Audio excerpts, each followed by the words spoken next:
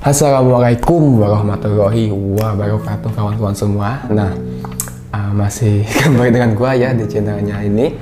Nah, pada video kali ini gua akan kembali ini bukan review produk, bukan traveling ataupun bukan edit foto, tapi gua akan sedikit berbagi cerita untuk memilih kamera ya. Artinya ya mungkin sesuai dengan judul ataupun thumbnail di YouTube ini ya kawan-kawan semua. Jadi gua akan rekomendasikan ataupun berbagi cerita ataupun sharing ya mengenai kamera di bawah 10 juta terbaik. Artinya kamera terbaik di bawah 10 juta. Nah, ini gua ngomong di sini berdasarkan pengalaman karena gua pernah memiliki kamera ini. Untuk itu apa kameranya, dan ini adalah kameranya, Panasonic Lumix G85. Oke. Sebelum lebih lanjut, mari kita intro dulu sejenak.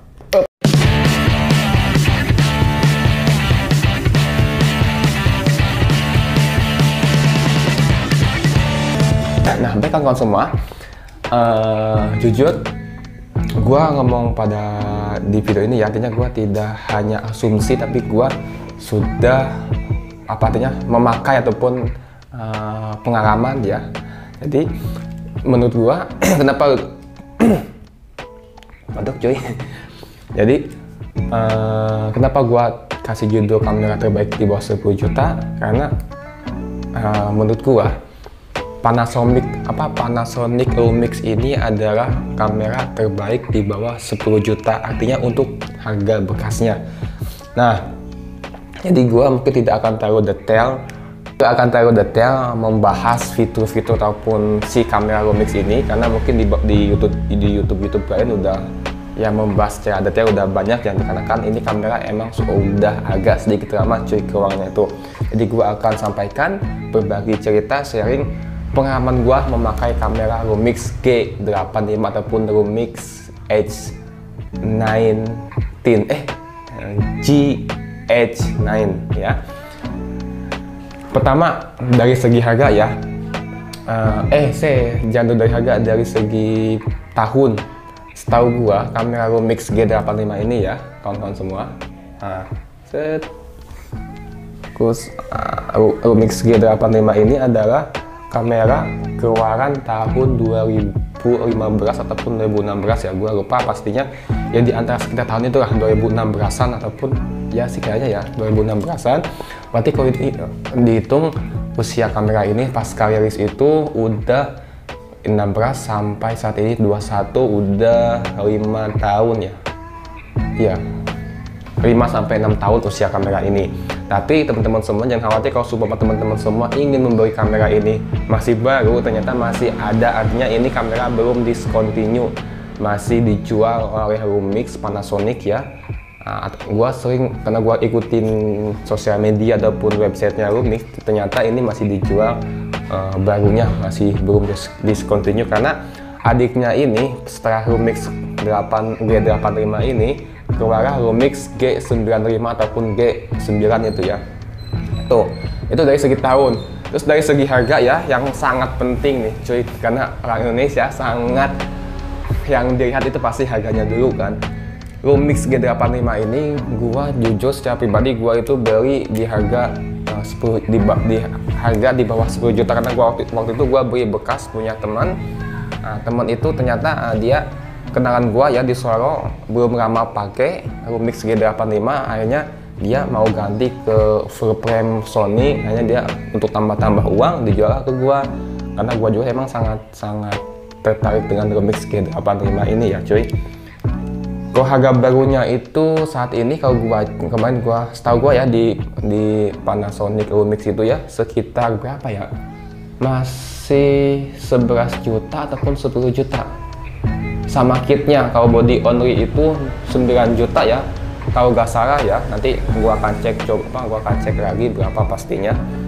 Nah, jadi kalau harga bekas itu gua juga ikuti teman-teman di sosial media Panasonic Lumix.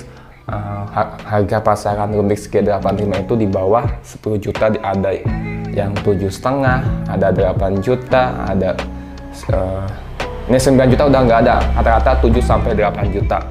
Bahkan 8 juta juga udah jarang sih, rata-rata gua kemarin juga ada temen jual Lumix ini di harga berapa ya, di harga 7 juta, tapi SC-nya agak udah sedikit banyak tuh ya coy dari harga. Terus mungkin gua akan pengalaman pribadi gua ya, langsung dari segi fiturnya aja, ataupun sedikit gua sampaikan mengenai fitur-fiturnya ataupun spesifikasinya.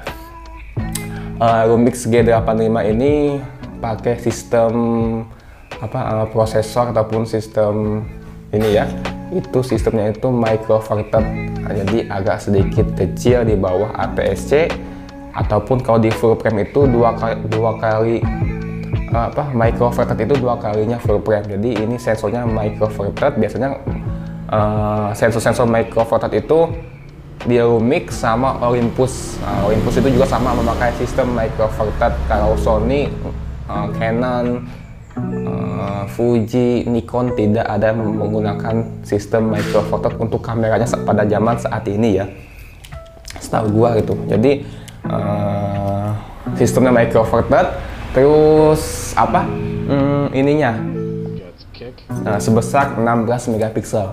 Jadi lumayan sangat tajam, lumayan ya emang tajam, cuma ternyata microverted itu mungkin teman-teman bisa lihat perbedaannya apa sih microverted, APS-C, full frame ataupun medium format. Nanti bisa dilihat di YouTube perbedaan, ada yang membahas perbedaan sensor tersebut ya teman-teman semua, sistemnya itu. Terus keunggulan lainnya itu Lumix G85 ini dari segi layar sudah bisa dibolak-balik nih ya. Tuh, set, fokus. Layar sudah bisa dibolak-balik, jadi udah bisa selfie cuy. Tuh ya. Jadi fitur kelebihannya Lumix itu layarnya sudah bisa vari angle ya, jadi udah bisa selfie. Jadi kalau kita mau bikin video menggunakan ataupun one shot man video sendiri, jadi ini sudah sangat membantu cuy. Vari angle, dan juga ini sudah layar sentuh, udah touchscreen, jadi untuk mengatur setting, mengatur fokus itu sudah bisa layar sentuh. Itu sih keunggulannya, salah satu keunggulan Panasonic Lumix G85. Terus berikutnya istri gua sudah mencuci di dapur, agak berisik. Terus keunggulan berikutnya itu kawan-kawan semua, di sini sudah bisa menggunakan mic eksternal, artinya sudah ada jack mic eksternal. Nah ini fokus, oke ya. Nah di sebelah kiri ini ada jack mic eksternal cuy. Terus ada di sebelah kiri itu ada jack mic eksternal, ada HDMI, dan ada colokan untuk mencas type tipe B ya. Jadi salah satu keunggulan nih, di harga 10 juta sudah ada mic, colokan mic eksternal. Cuma sayangnya belum ada colokan jack headphone. Jadi fungsinya jack headphone kan untuk monitoring audio ya gitu. Jadi ini masih ada mic eksternal. Terus sampingnya kalau gua lihat ya, gua gak akan detail. Ini sampingnya baterai kartu SD card.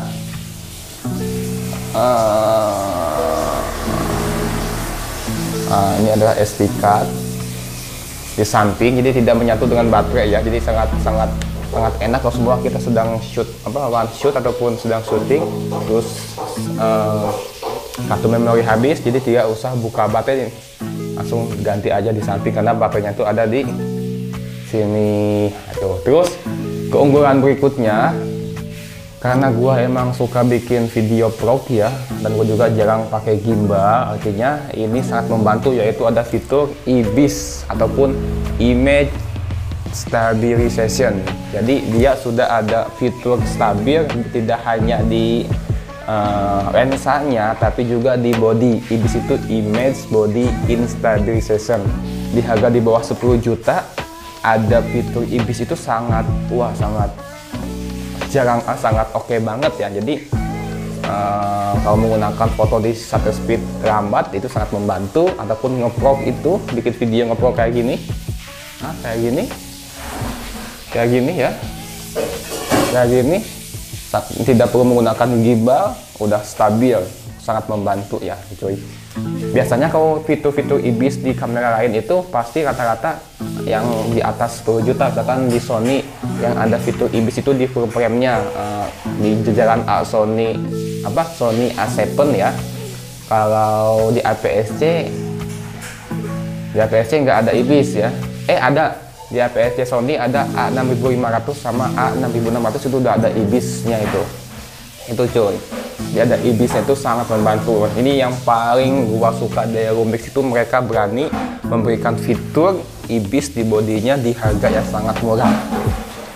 Terus berikutnya yang sangat penting juga, karena gua sering traveling ke alam-alam ya, ada fitur weather shield, artinya tahan cipratan air dan debu. Nah, ini lagi-lagi Lumix kembali berani memberikan fitur ini, dua fitur yang sangat profesional, IBIS sama weather shield. Jadi kalau teman-teman mau main ke air terjun nggak usah khawatir, bahkan dipakai hujan-hujanan pun juga ini nggak usah khawatir, sangat oke. Apalagi kalau mau pakai gimbal digabungkan dengan gimbal yang memiliki fitur sama juga. Gua punya gimbal itu G6 Max, sama juga G6 Max itu tidak memiliki fitur cipratan air dan debu juga. Itu sangat powerful banget tuh, sangat membantu. Kalau di Sony yang menggunakan fitur weather shield ya sama A66. Kalau di APS-C A65 gua nggak tahu ya. Kalau A64 yang gua pakai ini kayaknya A64 itu enggak, tapi dia kayaknya enggak ada. A64 itu ada salah satu fitur ya, IBIS juga ya, ataupun weather shield. A64 itu weather shield. Kalau di full frame-nya ya A7 ke atas, seri A7. Kalau di Canon ya full frame-nya 6D, 5D, ataupun jajaran full frame flagship-nya itu cuy. Itu ya, ini sangat oke, sangat membantu di harga di bawah 10 juta. Ada dua fitur itu sudah mematikan atau sudah sangat betul-betul racun banget tuh ya. Terus berikutnya ini kamera sudah bisa merekam 4K ataupun 4K di harga di bawah 10 juta, bisa menggunakan merekam sampai resolusi 4K. Ini sangat membantu bagi teman-teman emang yang ingin pindah dari Full HD ke 4K, itu sangat oke ya. Artinya emang di Indonesia itu saat ini nonton rata-rata masih oke di Full HD. Cuma kalau di luar negeri mereka rata-rata semua sudah menggunakan 4K ya. Tapi yang menggunakan Full HD masih oke lah, karena menggunakan resolusi 4K itu pertama ya mesti membutuhkan ruang memori yang sangat banyak. Yang kedua, ketika editing mesti menggunakan software ataupun alat tempur PC ataupun yang memiliki spesifikasi yang sangat tinggi. Artinya ketika mengedit kamera 4K itu ya itu mesti punya PC-nya ataupun komputer laptop itu mesti menggunakan spesifikasi yang tinggi supaya lebih kuat dan tidak nge-lag gitu. Tapi gua sama ini masih pakai Full HD sih kebanyakan. Gua pernah menggunakan resolusi 4K. Mungkin teman-teman bisa lihat di video gua jalan-jalan walking around, ada di mana ya, Pandanaran. Itu ada beberapa 3 video gua menggunakan resolusi 4K, mencoba gitu ya, karena yang pengen tahu sih ternyata ya sangat oke. 4K sampai 25 fps ya cukup lah. Untuk 25 fps itu kan pengambilan video normal ya. Kalau untuk 60 fps itu ya untuk slow motionnya gitu. Itu coy. Jadi udah 4K itu sangat oke banget. Terus fitur berikutnya yang sangat keunggulan ini ya. Oh iya, satu lagi keunggulannya Lumix G85 ini kawan-kawan semua, ini long time shoot, artinya merekam tanpa ada batasnya sampai apa? Sampai memori habis, sampai baterai habis. Jadi dia tidak akan tiba-tiba mati karena kepanasan itu ya. Nah, yang gua pakai ini ya teman-teman semua, baterainya masih aman, artinya masih normal, itu sampai bisa merekam sampai 2 jam nih ya. Jadi salah satu keunggulan Lumix G85 itu long time shoot, merekamnya limited ya, habisnya itu sampai baterai habis sama memori habis. Itu sangat membantu bagi teman-teman emang yang bikin konten ngeblog ataupun bikin konten wawancara ataupun bikin konten podcast. Itu sangat oke banget. Kalau di Sony itu yang sudah long time shoot itu, ini yang gua pakai ya, A6400 sama udah limit rekam, terus A6100 juga sama A66. Kalau A6000 gua pernah punya juga itu sampai hanya 30 menit aja. Kalau sudah 30 menit dia tiba-tiba akan mati karena mungkin mesinnya panas ya. A6300 juga sama sampai 30 menit dan A6500 juga sama sampai 30 menit ketika merekam. Kalau sudah mencapai 30 menit maka akan tiba-tiba mati, kita dinginkan, habis itu bisa dihidupkan. Yang gua pakai ini saat ini ya A6400 itu udah long time shoot juga gitu cuy.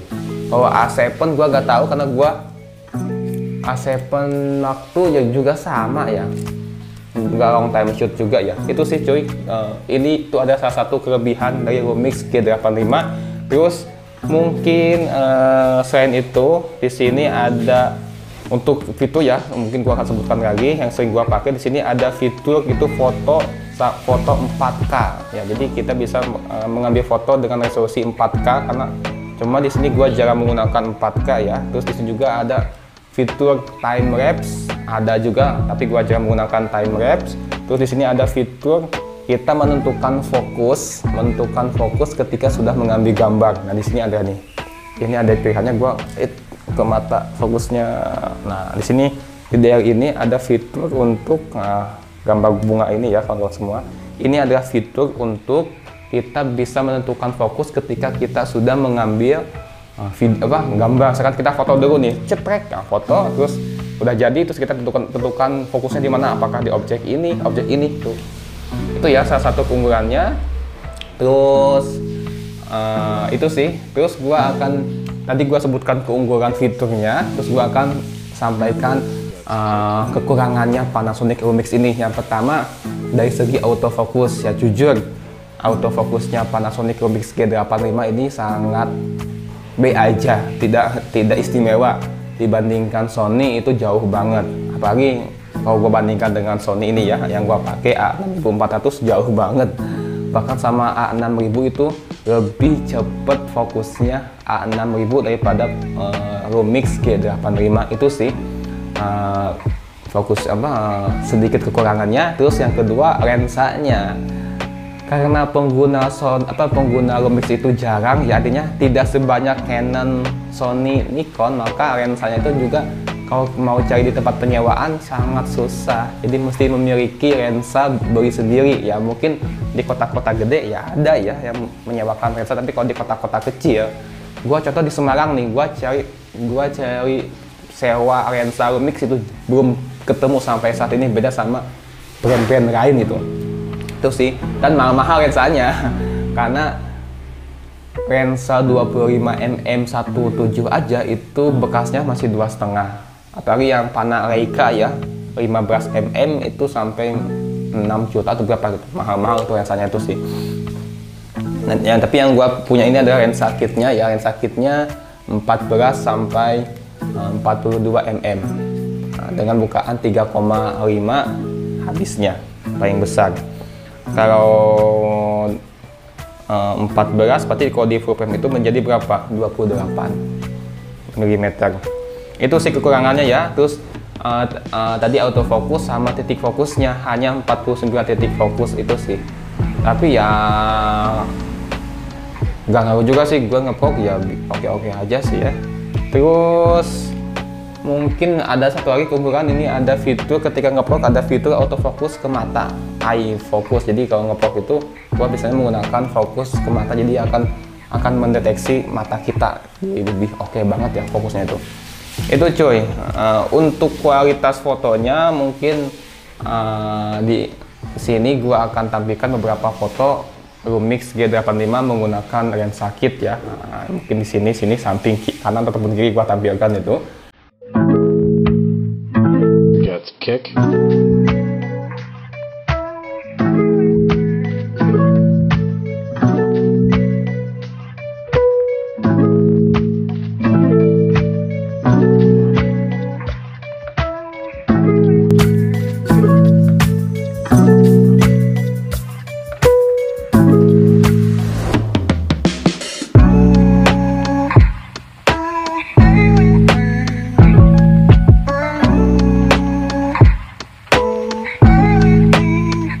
Untuk videonya mungkin kalau ingin lihat ya teman-teman bisa cek video-video gua ketika ngeprog di alam-alam itu menggunakan remix ini. Terutama pas ketika gua di Semarang ya, gua menggunakan remix G85 itu sih. Itu sih ya menurut gua. Ini mungkin video udah 20 menit, udah agak kepanjangan. Nah itu bagi teman-teman semua yang ingin membeli kamera terbaik di bawah 10 juta, bisa dijadikan Lumix sebagai catatan untuk dimiliki dengan berbagai fitur yang sangat oke, terutama fitur IBIS sama weather seal-nya itu. Gua ngecek ya itu sih di bawah 10 juta, dan kalau bekas ya, kalau masih baru itu masih di angka 10-11 juta sama kitnya itu kalau gak salah gitu ya. Oke teman-teman semua, terima kasih, mudah-mudahan video ini ada manfaatnya bagi teman-teman semua yang ingin membeli kamera di bawah 10 juta dengan kualitas terbaik. Menurut gua pribadi saat ini kamera bekas di bawah 10 juta yang terbaik adalah Lumix G85. Maksudnya sebenarnya masih ada satu lagi Lumix G7 ya. Lumix G7 itu adanya apa? Kakaknya ini, tapi dia belum ada fitur IBIS sama fitur weather seal. Itu sih. Nah, terima kasih, sampai jumpa di video berikutnya. Wassalamualaikum warahmatullahi wabarakatuh.